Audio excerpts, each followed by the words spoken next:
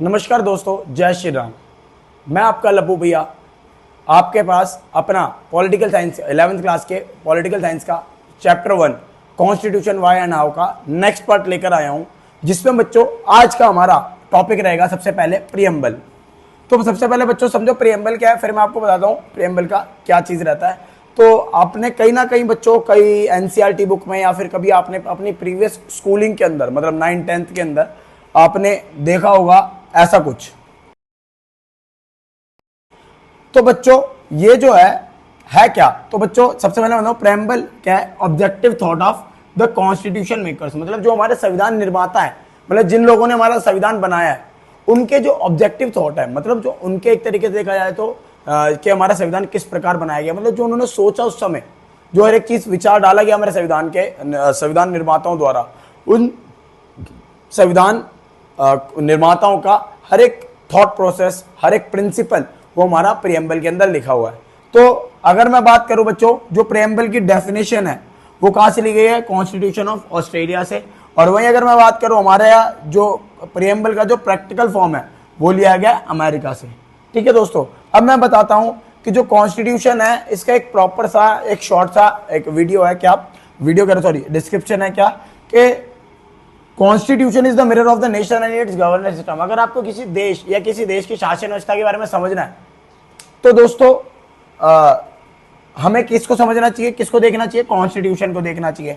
वहीं अगर मैं बात करूं कि अगर हमें अपने संविधान को समझना है, संविधान को देखना है, तो हमें किसको देखना चाहिए, हमें प्रीएम्बल को देखना चाहिए। तो सिंपल सी बात है कि the constitution is the mirror of nation and it's governance system and the preamble is the mirror of constitution.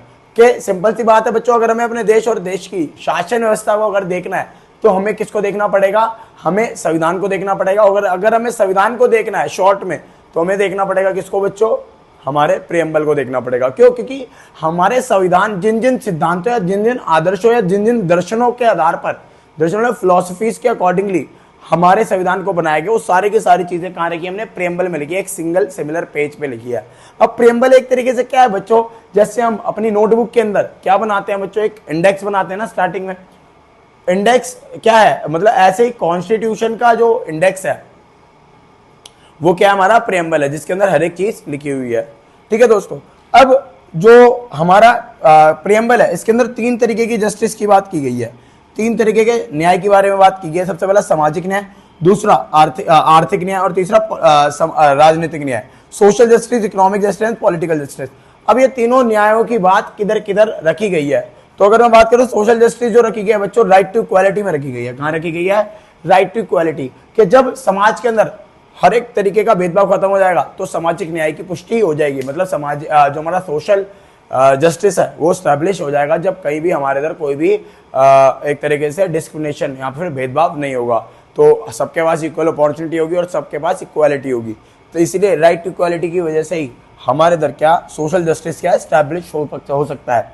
वहीं दूसरा जस्टिस हमारा इकोनॉमिक जस्टिस। अब इकोनॉमिक जस्टिस हमारा कहा रखा है पॉलिसी डायरेक्टिव प्रिंसिपल्स के अंदर, मतलब नीति निर्देशक तत्वों के अंदर। अब ये नीति निर्देशक तत्व क्या है, ये वो है बच्चों जो हमारे सरकार या फिर जो भी हमारी गवर्नमेंट होती है, जो हमारी जितने भी मतलब गवर्नमेंट ही लगा लो, चलो जो हमारी गवर्नमेंट होती है जो हमारे लिए इकोनॉमिकली अपलिफ्टमेंट के लिए जो बड़ी बड़ी पॉलिसीज लेकर आती हैं, जैसे कोई भी रोजगार योजना या फिर ग्रामीण स्वरोजगार योजना हो गई, ठीक है, या महात्मा गांधी जो MG नरेगा बोलते हैं, जिसको Mahatma Gandhi national rural employment guarantee act हो गया। ऐसे करके बहुत सारी पॉलिसीज जो लेकर आती है गवर्नमेंट, ये सारी की सारी पॉलिसीज क्या है, इन्हीं को हम बोलते हैं डायरेक्टिव प्रिंसिपल्स, मतलब पॉलिसी डायरेक्टिव प्रिंसिपल्स, मतलब सरकार द्वारा बनाई गई नीतियां जो हमारे लिए आर्थिक क्या करती हैं, आर्थिक न्याय की पुष्टि करती है, मतलब इकोनॉमिक जस्टिस का एस्टैब्लिशमेंट करती है। ऐसे पॉलिटिकल जस्टिस कैसे मिलता है, जब बच्चों हमारे पास right to vote and right to contest election, मतलब वोट देने का अधिकार और चुनाव लड़ने का अधिकार जब हमारे पास होता है तो दोस्तों हमारे पास क्या होता है, पॉलिटिकल जस्टिस एस्टैब्लिश हो जाता है। तो दोस्तों हमारा नेक्स्ट टॉपिक है sources of the Indian constitution. अब इंडियन कॉन्स्टिट्यूशन के सोर्सेज क्या क्या है, मतलब हमारा संविधान कहां से लेकर बनाया गया है। तो हमारे कॉन्स्टिट्यूशन का 75% जो एरिया है वो कहां से लिया गया है, वो लिया गवर्नमेंट ऑफ इंडिया एक्ट 1935। अब ये गवर्नमेंट ऑफ इंडिया एक्ट क्या होता है बच्चों, बच्चों जब हम गुलाम थे 1947 से पहले, तो समय समय पर अंग्रेज हमारे लिए मतलब भारतीय लोगों के लिए कानून लेकर आते थे। उन कानूनों की संख्या मतलब वही कानून एक तरीके से क्या होते थे, संविधान में जुड़ जाते थे। याद है जब हमने करा था रिटन कॉन्स्टिट्यूशन और अनरिटन कॉन्स्टिट्यूशन, तो रिटन कॉन्स्टिट्यूशन में मैंने बताया था मैंने कि कॉन्स्टिट्यूंट असेंबली से, और हमने अनरिटन कॉन्स्टिट्यूशन में क्या किया था कि टाइम टू टाइम जो लॉज पास होते हैं उनको हम कॉन्स्टिट्यूशन में ऐड कर देते हैं। तो ऐसे जब हम अंग्रेजों के गुलाम थे तो ऐसे ही वो टाइम टू टाइम लॉज एक तरीके से मतलब कानून जो थे पास करते थे।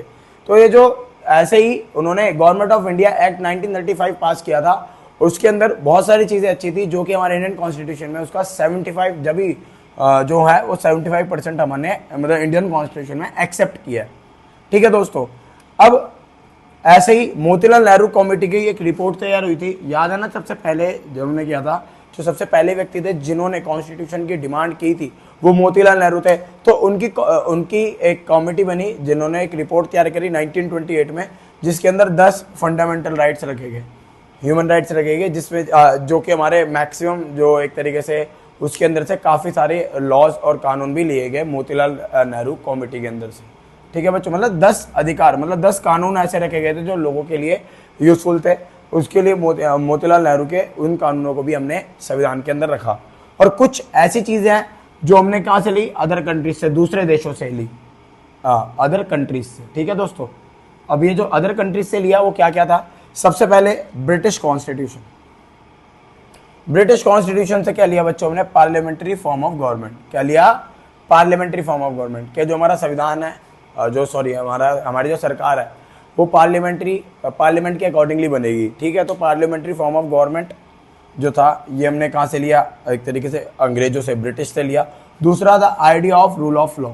ठीक है, क्या मतलब कानून का जो नियम रहेंगे, नियमावली रहेगी, वो भी हमें कहाँ से वो भी हमने कहाँ से, ब्रिटिश कॉन्स्टिट्यूशन से पैदा किया। और तीसरा the victory of the election is decided on the basis of maximum votes, के जो सबसे आगे वही जीते, first past the post system, मतलब जिसको सबसे ज्यादा वोट मिलेंगे वो जीत जाएगा। ये भी सिस्टम हमने कहाँ से, ब्रिटेन से ही लिया। तीसरा कॉन्स्टिट्यूशन ऑफ अमेरिका। अमेरिका से क्या लिया, सबसे पहले तो फंडामेंटल राइट्स। ठीक है, दूसरा इंडिपेंडेंस जुडिशरी या इंडिपेंडेंसी ऑफ जुडिशरी, कि हमारी जो न्यायपालिका की जो स्वतंत्रता है वो हमने कहाँ से ली है, अमेरिका से ली है। ठीक है बच्चों, ऐसे ही आयरलैंड से हमने क्या लिया है, directive principle of state policy. इसके बारे में हम पढ़ेंगे हमारे नेक्स्ट चैप्टर में। ठीक है, अधिकार में, बहुत इजी और बहुत अच्छा कॉन्सेप्ट है इसका भी। वैसे होता क्या है, जो गवर्नमेंट द्वारा जो भी हमारे लिए, हमारे अपलिफ्टमेंट के लिए, मतलब समाज के कल्याण के लिए, सोशल वेलफेयर के लिए जो भी सरकार हमारे लिए पॉलिसीज बनाती है उनको बोलते हैं directive principle of state policy. तो ये हमने कहाँ से लिया, आयरलैंड से लिया। ऐसे हमने फ्रांस से क्या लिया बच्चों, प्रिंसिपल ऑफ लिबर्टी मतलब स्वतंत्रता, इक्वालिटी मतलब समानता, और फ्रेटर्निटी मतलब भ्रातृत्व। ये तीनों के सिद्धांत हमने फ्रांस से लिए। आपने ये तीनों चीज़ अगर कहीं ना कहीं देखी होगी तो फ्रांस में बहुत पुरानी है, मतलब फ्रेंच रेवोल्यूशन के बाद से ही इनके सिद्धांत इन्होंने बहुत अच्छे से रखे थे और वो आगे तक चल रहे हैं। ठीक है दोस्तों, फ्रांस से हमने क्या, लिबर्टी, इक्वालिटी और फ्रेटर्निटी का सिद्धांत लिया। और कनाडा से हमने क्या लिया, फेडरल सिस्टम मतलब बच्चों के state government, central government, local government, इस तरीके का जो बनावट थी, और इन सब में जो स्ट्रॉन्ग रहेगा वो सेंट्रल गवर्नमेंट ही रहेगी। ये सारी की सारी चीज़ें हमने कनाडा से कॉपी की, मतलब कनाडा से ली है। तो दोस्तों हमारा नेक्स्ट टॉपिक है फीचर्स ऑफ कॉन्स्टिट्यूशन, कि हमारा कॉन्स्टिट्यूशन है इसकी विशेषता क्या है। तो कॉन्स्टिट्यूशन की पहली विशेषता है बच्चों कि जो हमारा कॉन्स्टिट्यूशन है वो किनके द्वारा लिखा गया है, पीपल्स रिप्रेजेंटेटिव। आपको याद हो तो मैंने बताया था 299 मेंबर्स थे हमारे कॉन्स्टिट्यूएंट असेंबली के, और इन 299 मेंबर्स के क्या हुए थे बच्चों, इलेक्शन हुए थे। ठीक है, तो ये सारे के सारे क्या हुए, जनता के प्रतिनिधि हुए। तो हमारा जो संविधान है जनता के प्रतिनिधियों द्वारा बनाया गया, ये हमारे संविधान की क्या है बच्चों, विशेषता है। दूसरा, it creates a complete sovereign democratic socialist secular Republic.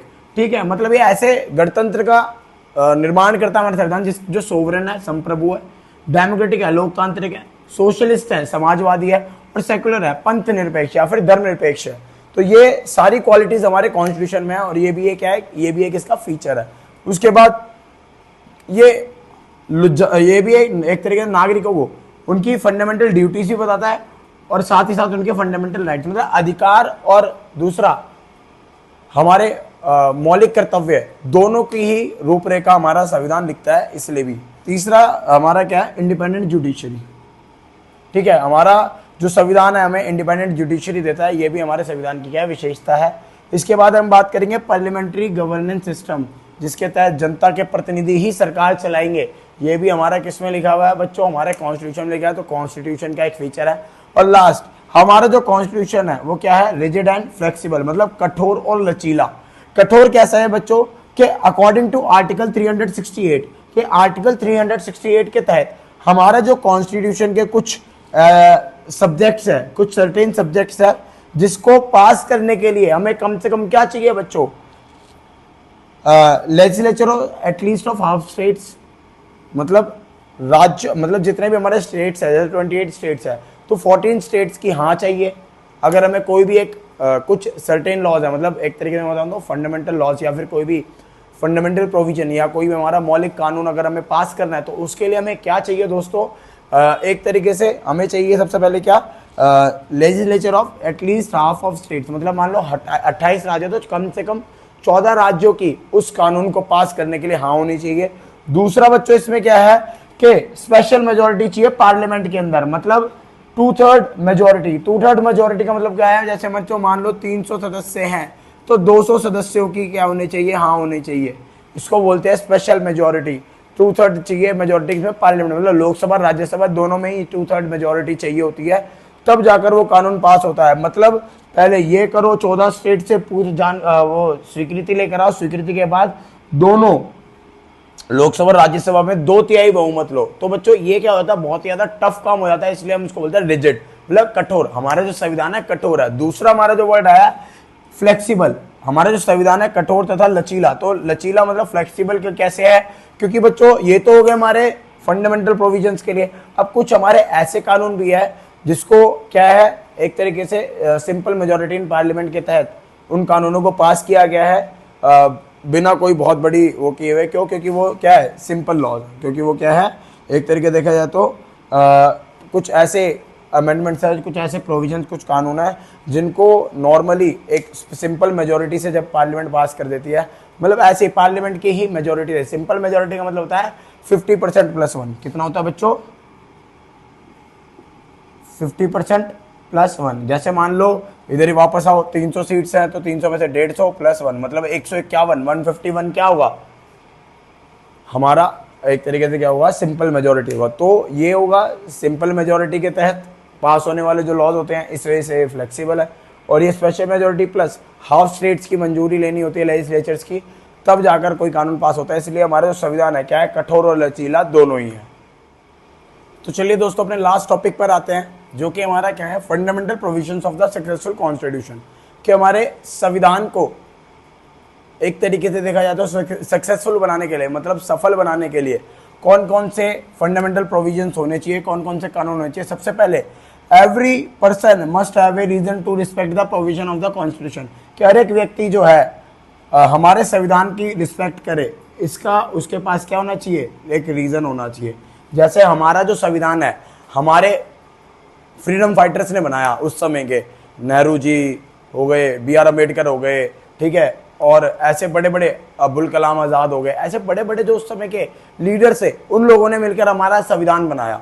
तो हमारे पास क्या एक रीजन है कि हम अपना संविधान फॉलो क्यों करें, कि वो हमारा जो संविधान है उन लोगों ने मिलकर बनाया। सबसे पहले तो हमारे रिप्रेजेंटेटिव्स थे, ठीक है, और दूसरा वो लोग थे बच्चों जिन्होंने हमारे संविधान, जिन्होंने हमारे फ्रीडम स्ट्रगल, मतलब जो हमारा इंडिपेंडेंस की फ्रीडम का जो स्ट्रगल था, नेशनल मूवमेंट का जो स्ट्रगल था, उन्होंने वो किया था सारा का सारा, सारे नेशनल मूवमेंट्स उन्होंने किए थे। हमारे भारत को आज़ाद करने में उनका बहुत बड़ा हाथ था। तो ऐसे लोगों के हाथ में हमारा संविधान बनाने के लिए गया।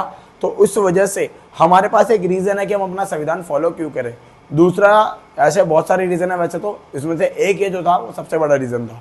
दूसरा देखो कि क्या होना चाहिए कि जो माइनॉरिटीज़ हैं उनकी सुरक्षा के, उनकी सामाजिक सुरक्षा के विशेष प्रबंध किए जाने चाहिए, कि जो मेजॉरिटी है किसी भी देश के अंदर, वो उनके साथ कोई भी गलत भेदभाव या कोई गलत तरीके से उनका एक तरीके से विश्वास या फिर कुछ भी चीज़ ना करे। मतलब क्या है, सिंपल सी बात है बच्चों कि माइनॉरिटीज़ की सुरक्षा के लिए, माइनॉरिटीज़ की सिक्योरिटी के लिए क्या होना चाहिए, मेजॉरिटी लोगों की मतलब एक तरीके से माइनॉरिटी की मेजॉरिटी से सुरक्षा के लिए क्या होने चाहिए, कुछ प्रोविजंस होने चाहिए, कुछ कानून होने चाहिए, और साथ ही साथ इक्वल फैसिलिटीज मिलनी चाहिए माइनॉरिटीज और मेजॉरिटीज को भी। जैसे मान लो इंडिया के अंदर जो मेजॉरिटी है वो हिंदूज की है, और जो माइनॉरिटी है ऐसे करके बहुत सारे ग्रुप्स हैं, जैसे सिख है, मुस्लिम है, ईसाई है, मतलब क्रिश्चियंस है, ऐसे करके बहुत सारी कम्युनिटीज है, बुद्धिस्ट भी है माइनॉरिटीज में जो इंडिया के अंदर है।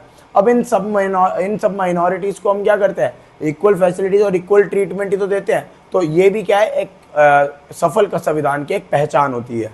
तीसरा पॉइंट देखो बच्चों, strengthening the power of the small social groups, मतलब जो छोटे छोटे सामाजिक समूह होते हैं, जैसे आपने देखा होगा शेड्यूल्ड ट्राइब्स होते हैं या फिर और भी छोटे छोटे कुछ समुदाय होते हैं जिनके पास इतनी पावर नहीं होती, तो उनको पावर देने के लिए क्या किए जाने चाहिए, कुछ विशेष कानून या कुछ विशेष प्रावधान रखे जाने चाहिए। जैसे भारत में शेड्यूल्ड ट्राइब्स और शेड्यूल्ड कास्ट और अदर बैकवर्ड क्लासेस के लिए क्या रखा गया है, रिजर्वेशन रखा गया है, जिससे वो अपने आप को क्या करे, अपलिफ्ट करे। तो ऐसे तीसरा क्या है, to protect the freedom of everyone in the society, के सबकी स्वतंत्रता, मतलब ये हमारा चौथा रीजन है कि कैसे कॉन्स्टिट्यूशन को सफल बनाए। तो हमारा चौथा रीजन क्या है कि जो समाज के अंदर जितने भी लोग रह रहे हैं उन सबकी फ्रीडम को भी क्या किया जाए, एंश्योर, मतलब एक तरीके से आश्वासन दिया जाए।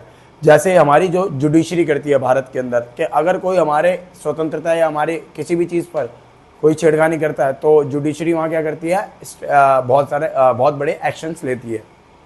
तो दोस्तों इसी टॉपिक के साथ हमारा चैप्टर भी एंड होता है। तो दोस्तों इस वीडियो को ज़्यादा से ज़्यादा शेयर कीजिए 11th क्लास में, और जनरल नॉलेज जिसको गेन करनी है हमारे कॉन्स्टिट्यूशन के लेकर, उनको भी आप ये वीडियो शेयर कर सकते हैं।